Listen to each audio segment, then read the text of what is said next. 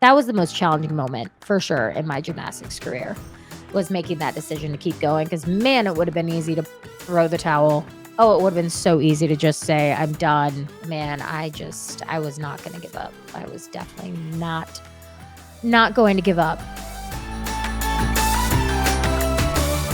Hello, beautiful people. Welcome to Flipping Out with Bridget Sloan. I am your host, Bridget Sloan, and this is a podcast where you will be hearing from the amazing guests I have lined up for you. And that will be the success, the failures, and everything in between. And those guests could be athletes to coaches to fellow ESPN analysts and really anybody who wants to come on this platform and share their story. And today's guest, we're spicing it up a little bit. She is a 2008 Olympian. She's a 2009 world champion. She's a 9-time NCAA champion from the University of Florida. If you haven't figured it out, today's guest is me. I guess I'm not really a guest, but we are going to be doing a very fun Q&A. I have some amazing questions that you all sent in via social media. Just want to say thank you for sending those in. So let's get into it. Okay, so this is super exciting because I've always wanted to kind of maybe do a solo episode. So here we are, and there is so much happening within NCAA gymnastics right now because you have conference championships coming up, then you have regionals, and then you have NCAAs, and then the season's over. So it's just a wild time, and I just thought it would be a lot of fun to do a little Q&A sesh. And I have to say, for those of you who sent in questions, thank you. I didn't know if people would be sending in questions or how it would be, and you guys absolutely crushed it because we have some really good questions here. And as you know, well, I'm going to answer them as honestly as I can. You might not like my answer, but it's my podcast and I can answer how I want. So, without further ado, let's get into it. I have all the questions pulled up that everybody sent in. And yeah, let's get going. Okay. Question number 1. As a commentator, what are my thoughts on the overscoring climate of NCAA? Wow, we're really starting off strong here. Wow, we really chose a difficult one to start with. I think scores are it's so subjective. And I know as viewers, as listeners, I'm sure you get annoyed with that response, but it's true. I mean, gymnastics is a sport that is judged, which means every single judge is going to look at something differently.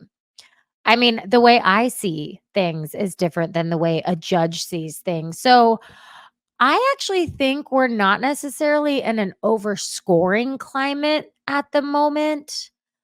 I think a majority of the 10s that I've seen seem very much so well deserved. And yes, there are always going to be a couple here and there that you might be thinking, are you sure that was a 10? Bridget Sloan received a couple of those. So it happens. And as an athlete, you just take those and you put it in your back pocket and you really you try not to think about it because at the end of the day, it's not the athletes that are asking for the 10s. And obviously, when you have more judges on a panel, which you're going to see in postseason, you'll have 6 judges.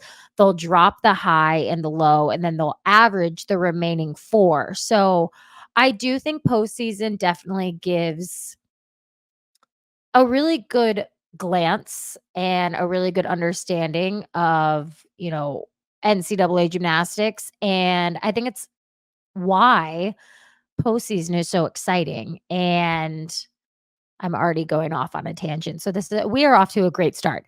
So going back, okay, so what are my thoughts on the overscoring climate of NCAA? I don't think I don't think it's that bad. I really don't. And I stand by that. So, okay, moving on.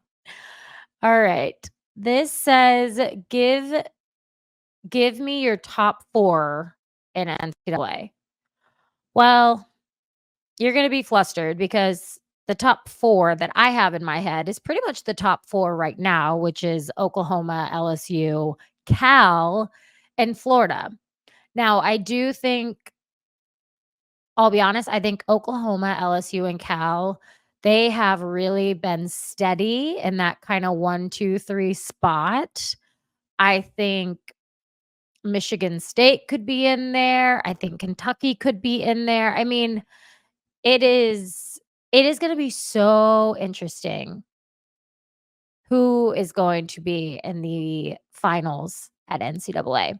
But honestly, my top 4 in NCAA right now, I like it. Oklahoma, LSU, Cal, Florida, that's kind of where I'm at. It changes just about I don't wanna say daily, but probably weekly, it changes, so I'll probably have a new one next week. What is the scariest move or trick to do? Well, that is gonna totally depend on who you are. My scariest I think the scariest skill I ever did, and actually I did it all the time. It was a toss-up. It was a bail to handstand. I said a little prayer every single bail I did, and I did a lot of them because I competed it all 4 years of college. I competed it in elite. It was so scary to me. And also, I did a pack for a while, and one time I missed the bar and ate the bar. Literally, mouth met the bar, hands didn't even touch. It was a really, really tough time for me, which ultimately led that pack to be one of the scariest skills I ever did. And I did it after, so I applaud myself, and that took a lot of guts to do that because I think in gymnastics, it's so easy to get afraid of skills, and it's really, really hard to overcome that fear and to overcome those nerves. So I recommend anybody out there right now that is nervous about a skill or afraid of a skill to go back to the basics. That's what I did.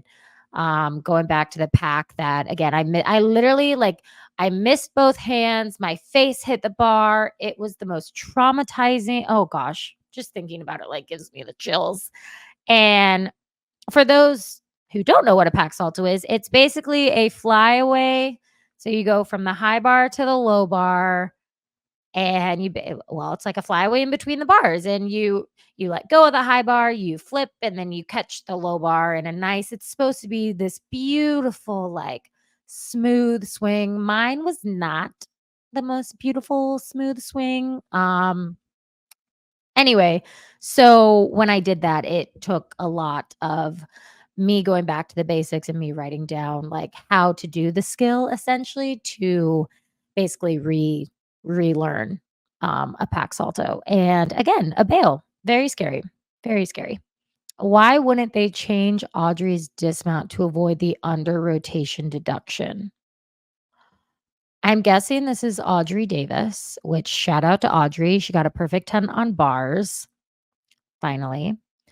Why wouldn't they change her dismount to avoid the under rotation deduction? I don't think she has an under rotated deduction. And I've heard this statement multiple times over the years, and I don't like it. And that is built-in deduction.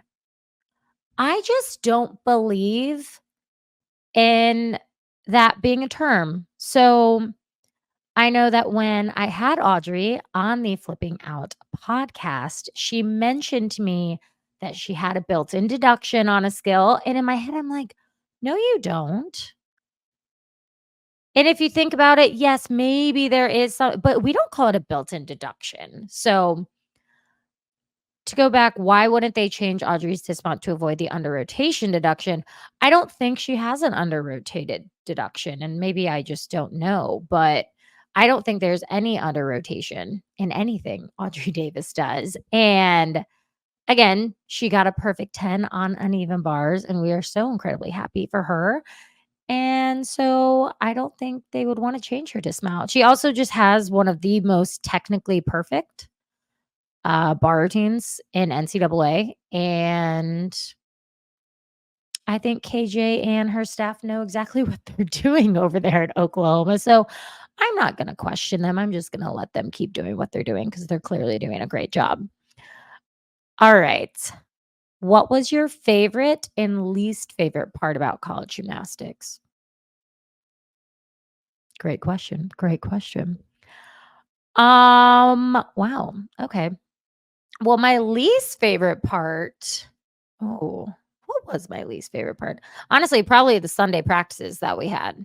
Ugh. Who wants to do fitness on a Sunday? I'm sorry, that is the day of rest. That is when I am supposed to be resting, but here we were practicing on a Sunday.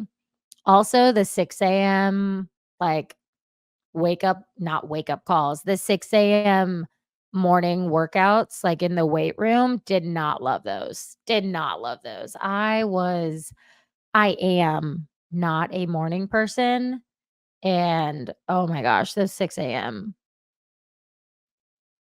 they were so awful. I did not like them. So that was probably my least favorite part. My favorite part about college gymnastics, I know for me, it was finding the love of gymnastics again. I think I achieved a lot before coming to college, but at the same time, I was a little burnout. I had really I had lost the love for it. I considered gymnastics a job, which it was not and was never a job for me. I never wanted to look at it that way, but before going to college, I graduated high school in 2011, and then I took a year off to train for the 2012 Olympics. So that year, all I did was gymnastics. I mean, it's not like I had school involved. It's not, I mean, I was strictly doing gymnastics, which it just made me, it didn't make me resent the sport, but it took the fun out of the sport. And I was so incredibly thankful that I was able to go to the University of Florida, and so thankful that I was able to do NCAA gymnastics because not only did college gymnastics help me fall in love with the sport again and help me really appreciate what I was able to contribute to my team and able to do as an athlete, but it also made me realize there's so much more to life than gymnastics, which I know that maybe sounds a little funky, but it's true. It College gymnastics allowed me to experience things that not every athlete gets to, and it really made me appreciate gymnastics. So that was my favorite part about college gymnastics, was basically finding the love again, and obviously having the success that I did and that my team had was pretty cool. That part was pretty cool too.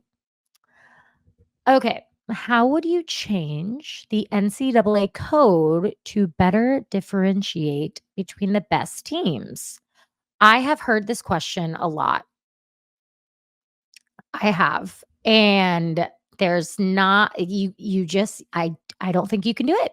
I just don't think you can. And what I love about NCAA gymnastics right now is that every single team is getting better and better every year because they're getting better recruits. They're getting better exposure. All these things are helping everybody kind of rise up and better their gymnastics, better their program. They're getting all these things. So I don't think, first of all, no one would ever actually take anything that I say about a change in NCAA to the code. They probably wouldn't even listen to me. But I don't know if there's truly a way to change the NCAA code to better differentiate between the best teams, because I don't think that's possible to do that, because then you're dividing a team when they're all under the same umbrella, if that makes sense. That's tough, that's tough. I think that's a maybe we should ask Liv Karis next time we have her on the podcast. I feel like she'd give you a better answer, because I really mine is, I don't know. I don't know. Again, I told you maybe you'd like some of my answers, maybe you wouldn't. But moving on, what are your thoughts on the overscoring that has plagued the season? Wow. Okay.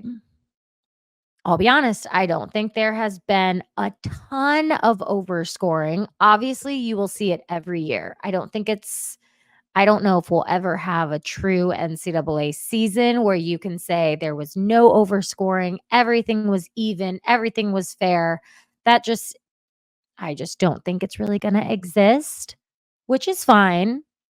But I think I genuinely do feel that if anything, there's been some underscoring. If anything, there has been some routines and some scores that I see, and I'm like, "What? I watched the same thing that you did." But again, nobody asked my opinion on that until now. So, what are my thoughts again on the overscoring? I don't think it's that bad. I just don't think it's been that bad this year. I really don't. And well, that's where I stand. I don't think it's been as bad. So, we also again need to remember that the judges we're not picking on the judges every single weekend, but at the same time, I get where you could think that there's been a lot of overscoring, but I think every score, a majority, I shouldn't say every. I think a majority of the scores that I've seen, that I've watched, that I've even commentated on have been well deserved, and I stand by that.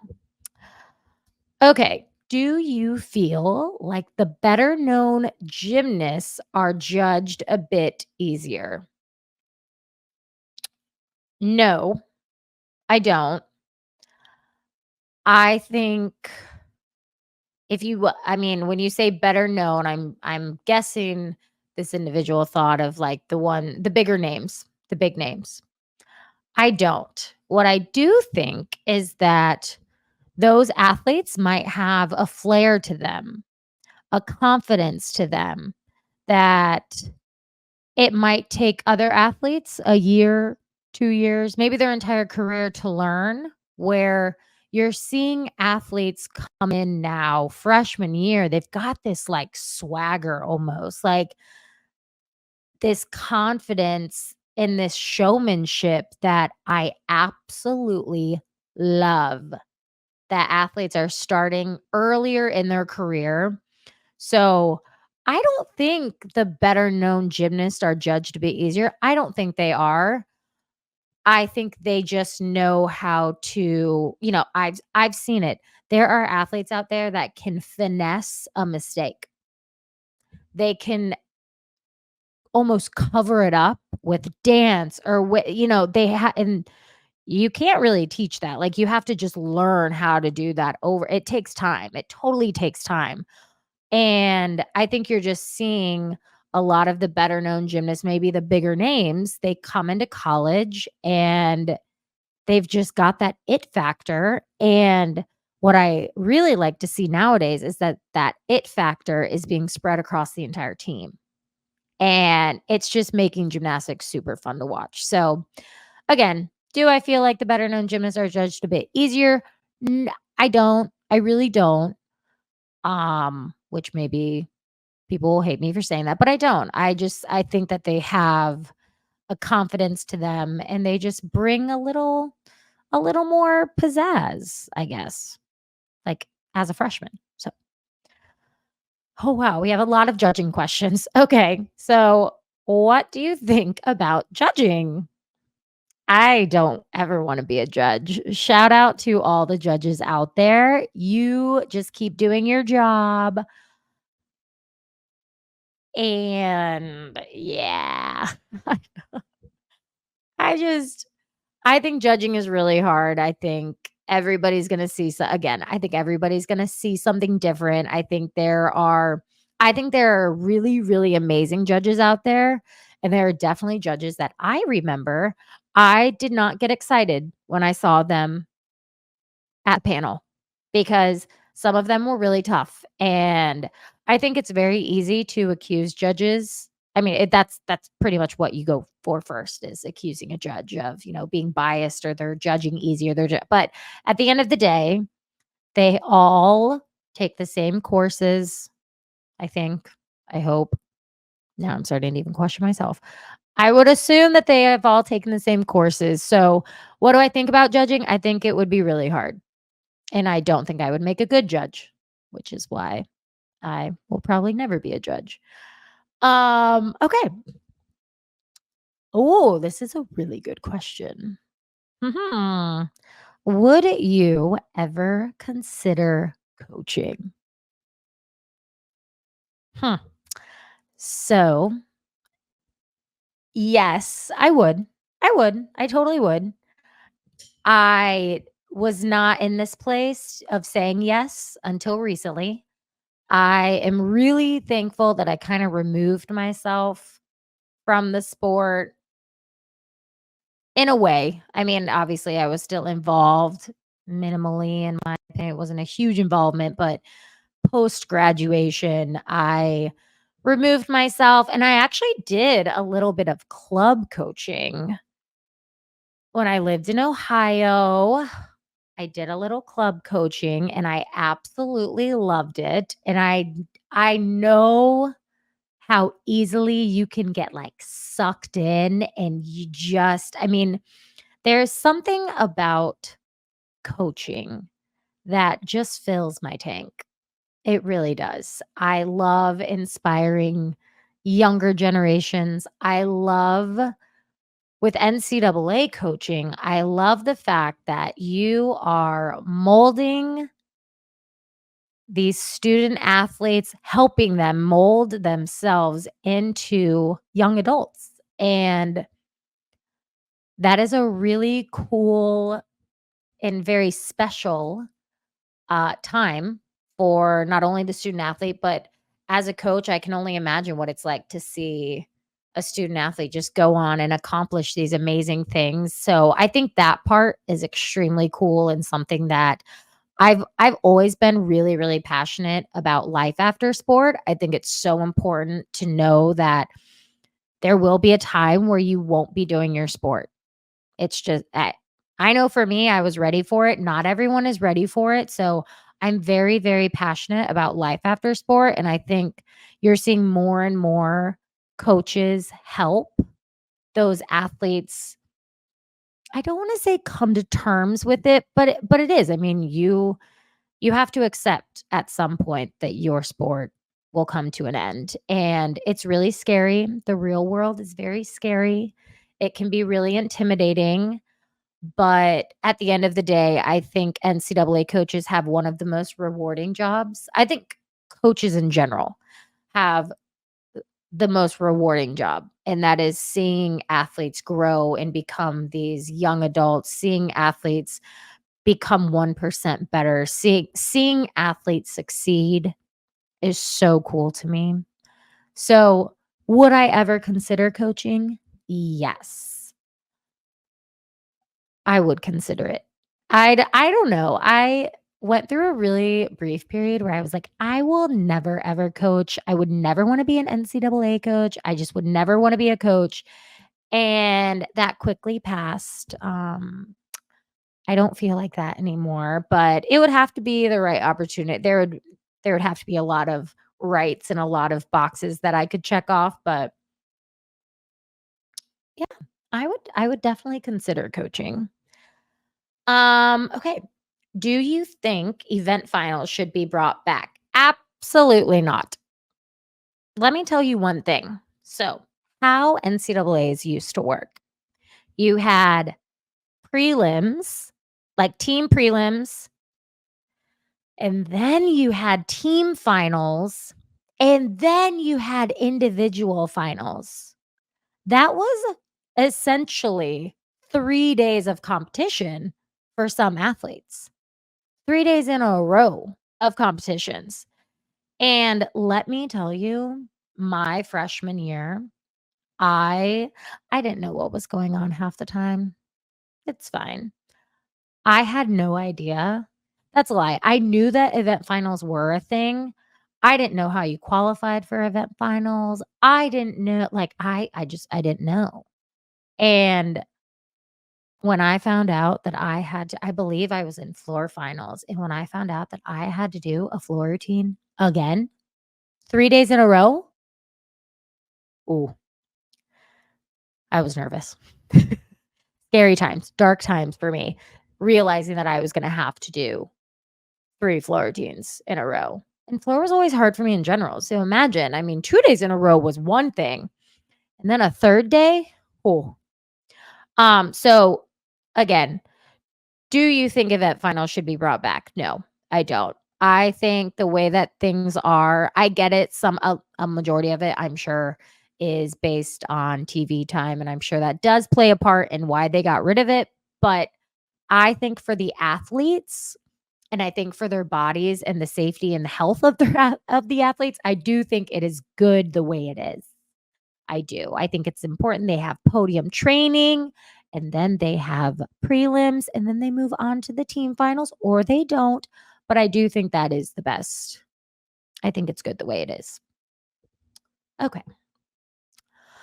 What was the most challenging moment in your gymnastics career, and how did you overcome it to achieve success at the Olympic level? Excellent question. Excellent question. I think the most challenging moment.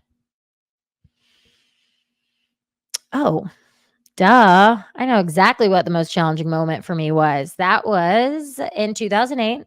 I don't know if any of you know this, but in 2008, I, Bridget Sloan, qualified for the Olympics. Really special time for me. Very cool time for me. But what some people don't know is that I had knee surgery months before the Olympic Games. So I was competing in Italy and I tore my meniscus on vault. I was doing a Yurchenko double twists, round off, back handspring, one flip, two twists, and I landed funny. And again, we were overseas in Italy at the time. I didn't know what I did at all, obviously. And we got back to the US. I went to my doctor, and sure enough, they told me that I needed to have knee surgery. Now, I want everyone to imagine I was 15 at the time. I had been working. Basically, I started gymnastics at 4 years old. I really didn't get good until around 7, 8 years old. And then by 10 years old, I was on the elite track, or I had started the elite kind of program. So from 10 years old to 15, I had a goal, and that was to make the 2008 Olympic team.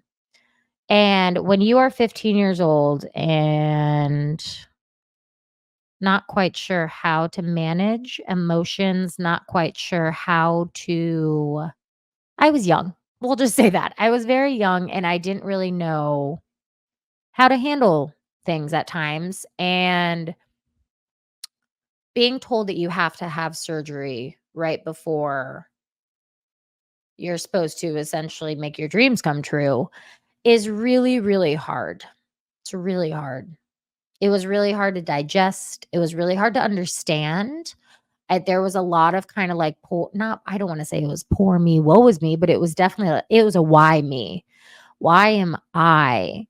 Like, why did this happen to me? I had been doing so great. I was feeling great. I was healthy. And then boom, I do one bad landing. And everyone told me that was it.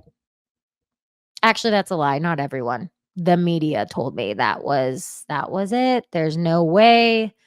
I had surgery. I had arthroscopic surgery. I have the best surgeon in the world. Shout out Dr. Bikos. He's unbelievable, but that was without a doubt the most challenging time for me, but it was also the best time for me because I think I grew up so much as an athlete, as a person. I mean, it's crazy to me. It was like a switch from the time that I had my surgery to making the Olympic team. It took it took a village to get there, but that challenging moment of basically I was in the driver's seat of my like of that Olympic journey, getting there, I was in the driver's seat. My coach didn't push me. My parents didn't push me. I mean, it was me. If I wanted to do it, I was going to do it. And my parents, my coach, everybody, my whole family, extended family was going to be there to support me. But that decision of basically telling my parents I'm going to keep going was not only challenging, I'm sure, for my parents to hear, but again, you have a 15-year-old basically being told by by sources on the outside that there's no, I'll never forget. I had someone say, "Such a shame your Olympic dream is over." And maybe that was it. Oh, that fueled this fire inside of me. And it was like, how dare you? How dare you? My Olympic dream isn't over. There is still like I worked my butt off. And basically, I just wanted to prove people wrong. That's so terrible. But it's true. I wanted to prove people wrong and I did. Proved them wrong. I made the Olympic team and I competed on vaults, which is what I hurt my knee on. And that was the reason why I had to have surgery. So that was the most challenging moment for sure in my gymnastics career, was making that decision to keep going. Because man, it would have been easy to throw the towel. Oh, it would have been so easy to just say, I'm done.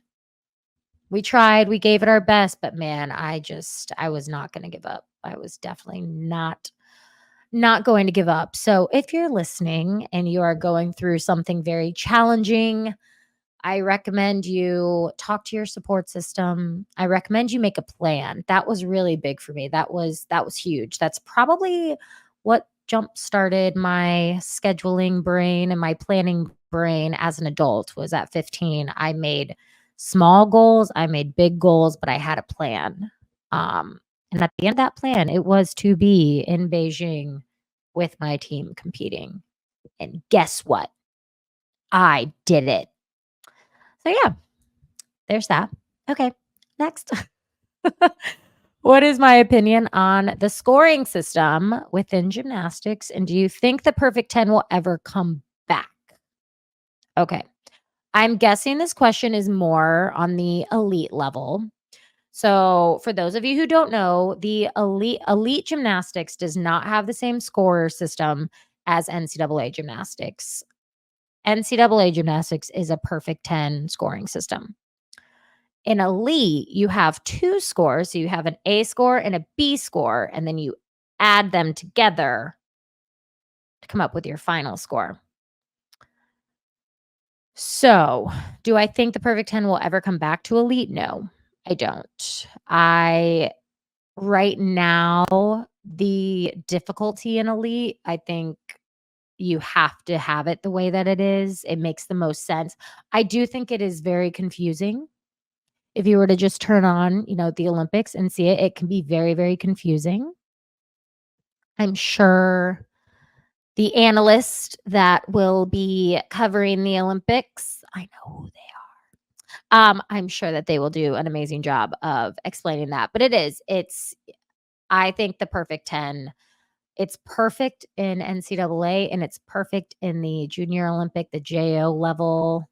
I think that it works very well there. But in elite at the Olympics, you won't see the perfect 10 come back, in my opinion. Who knows? Maybe I'm wrong. Maybe I'm wrong, but I don't think it will. Um, this is a good one. Will you stop commentating now that you have a podcast? Well, I don't know if this person wants me to stop commentating, but no, I will not be. I will commentate as long as they need me. I will say that I absolutely love the podcast, though. This has been one of the most fun projects to be part of. It has been, it's just been really, really fun for me doing the podcast. But as far as commentating, I will do it as long as it works with my schedule and works with my life. And yeah, I'll do it as long as they want me to, I guess. And I'll just continue on. And yeah. But as far as the podcast, yeah, I love the podcast. I hope you guys all love it too, but I have a lot of fun on this podcast. Let's see. Oh, I only have a couple left. You went to NCAAs all 4 years. Yes, I did. Were those experiences the same, and what stands out? Oh, no, no, no. They were not the same at all. At all. Every single year was different. Every single year was a new team. It kind of had its, I don't want to say it's new challenges, but there were a lot of teams. You don't have the same team every year. So it's a different dynamic. You're getting new personalities. There's just so much newness to every single team, which is how it's supposed to be. That's what being part of a team is adapting and overcoming barriers and overcoming obstacles. And my first year competing at the NCAA championships, again, as a freshman, I had no idea what was going on a majority of the time. I didn't even know, this is a little fun fact. I didn't even know that you were competing for the individual all around title. Like, I didn't know that that was being decided on prelims day. So the way that it worked, we got to California. It was out in LA. UCLA hosted. They did an amazing job. Literally such a great meet. But you had prelims, which basically qualified you to team finals. Well, I didn't know that during prelims they decided who won the all-around title. Well, I won the all-around title as a freshman in 2013. I had no idea that I won. Did not know. Did not have a clue. My wonderful teammate, who is now at Nebraska, Marissa King, came bursting through the door and told me that I had won the all around. And I do believe I was in the middle of a very relaxing, much needed massage. Shout out to UF for providing all of the best masseuses when we traveled. And they kept us together, truly. I had no idea what she was talking about. So that just goes to show you every single NCAA championships for me was very different. Um, I will say my freshman year was probably my favorite. Maybe it was because I didn't know what was going on and I was just out there having fun. And that was the first year that we won. It was just a lot of fun. I mean, we had such a great team dynamic. It was a lot of fun. So that one, I mean, freshman year was amazing. Sophomore year was amazing too because we won. And junior year was amazing because we won. And senior year was amazing. We didn't win, but senior year NCAAs was such a cool moment. And shout out to any senior who this will be their last NCAA championships. It's a very surreal moment. I remember I had known, like I knew my career as a gymnast was going to end the moment that I landed that last dismount on the last event. I knew that was going to be the end. I was going to be retired after that.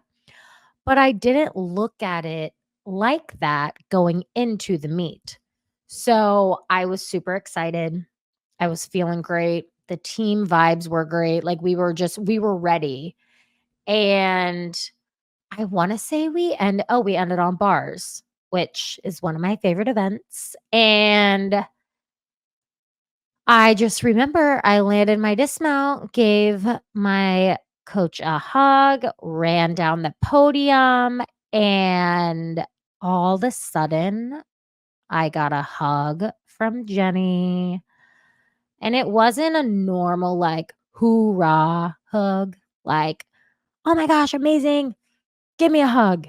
It was like a bring it in hug. And it was at that moment that it really sunk in that I was done. And I remember taking my grips off and I was like, "Oh, well, never gonna have to do that again. This is cool." So, needless to say, every single NCAA championships was different in a very special way for me. I feel very, very fortunate and very lucky that I did compete at NCAA championships all 4 years, freshman, sophomore, junior, senior. I won individual titles, and I'm so incredibly grateful that we have 3 NCAA team championship titles. But again, going back, every single experience was different. And those are just some of the reason or some of the moments that stood out. I also fell. I remember I fell my sophomore year, and I remember I fell on beam. Sorry, this just popped into my head, but I fell on beam, and I remember it was kinda like that, "Why am I on the ground?" So that was interesting. That was an interesting one too, but anyway, that's okay. We ended up winning the team title that year. It was great. It was cool. It was cool. We also tied with Oklahoma that year, which was very unique, but also I'm so thankful they didn't break the tie. That would have been so unfair to either I mean, there would have been a team that would have been really upset. So I was really happy that they didn't break the tie, but tied with Oklahoma. And then yeah, we went on to win my junior year, and then senior year, again, we didn't win, but man, there's a lot of highlights from that meet that stand out. So again, I'm getting a little off on a tangent there. But yes, every single NCAA championships was different for me. And the last question of the episode. Thoughts if last year's championship was scored fairly? All right. All right. I do believe that last year's championship was scored fairly. I think NCAA's is one of the most fairly scored meets, if not the, because you have a 6 judges on the panel. You drop the high and the low and you average the remaining 4. So, yes, I do think last year's championship was scored fairly. I do think this year's championship is going to be absolutely bonkers in the best way possible, but it's going to be amazing. And that wraps up the Q&A. This is exciting. Thank you all so much for sending in your questions. It means a lot to me and it means a lot to my team. It just has been so incredibly amazing hosting this podcast. And yeah, thanks, guys.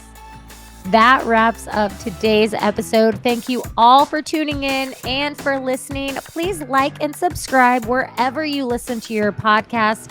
This is Bridget Sloan, and this is Flipping Out with Bridget Sloan. I hope you all have a wonderful rest of your day. Make sure to tune in every week because we will be back with the amazing guests that I have lined up for you. Have a wonderful day. Let's make some good life choices out there, and don't forget to be awesome. Bye, guys.